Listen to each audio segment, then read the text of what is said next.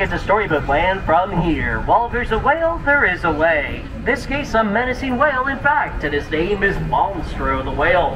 He is the very same whale that swallowed Pinocchio. We're really going to be transporting into a magical place called Storybook Land. So let us hear, what do all good stories start with? They always begin with a once upon a time. There lived a big bad wolf who lives in his cave, who always wanted to chase after those three little pigs. But don't worry folks, they live across the way and they live in three little houses. One made out of straw, one made out of sticks, and one made out of 100% guaranteed wolf-proof bricks. Now our journey is going to take a strange turn. We're just around the riverbed. Coming up to the left-hand side lies the quaint English village home to Alice. Where one golden afternoon, Alice followed the white rabbit down the rabbit hole. She fell down, down, down into Wonderland, where things only became curiouser and curiouser from there. In fact, Storybook Land is filled with such fantastic places like London Park, which is off to our right.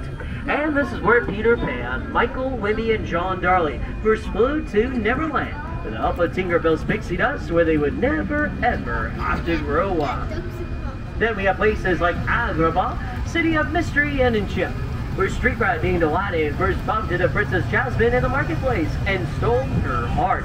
Though the two were from two different worlds, for the power of love and the help of a genie, they were happily married inside the Sultan's palace.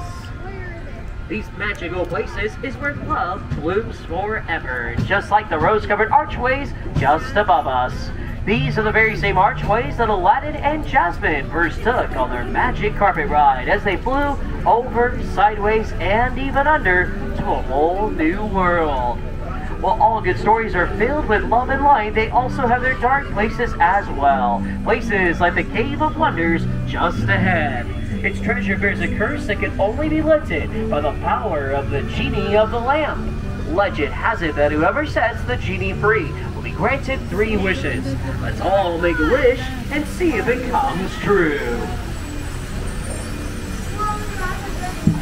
Snow White wished for a safe place when she fled from the evil queen, stumbled upon a cozy forest cottage, which is home to the 7 dwarfs on the right. She offered her shelter in thanks of her kindness. You could even hear them whistle while they worked inside their jewel mine. And then we have Cinderella that wished to go to the ball, but her wicked stepmother forbade it. Fairy Godmother granted that wish, but when Cinderella didn't leave by the stroke of midnight, her coach turned back into a pumpkin, which you can still see right up there on that little miniature bridge right up against the hillside.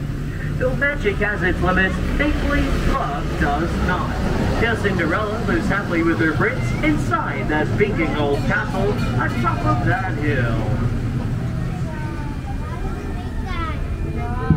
Dreams really do come true, like wishes they inspire our stories here. Whether dreaming of living happily ever after, or dreaming of drifting off to sleep on hills of quilted flower, are the ones to the left-hand side, which was inspired by the 1933 Silly Symphony cartoon, Lullaby Land.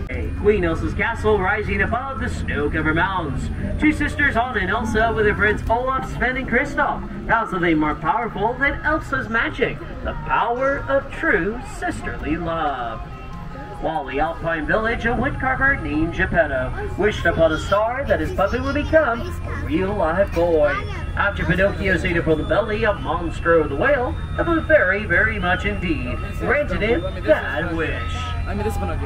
Geppetto's wish is like those found in so many classic fairy tale stories, like the one of a little mermaid named Ariel, who dreamed of follow Prince Eric to his castle. She had to give up her life under the sea, take her very first steps on unsteady legs, and eventually became a part of our world.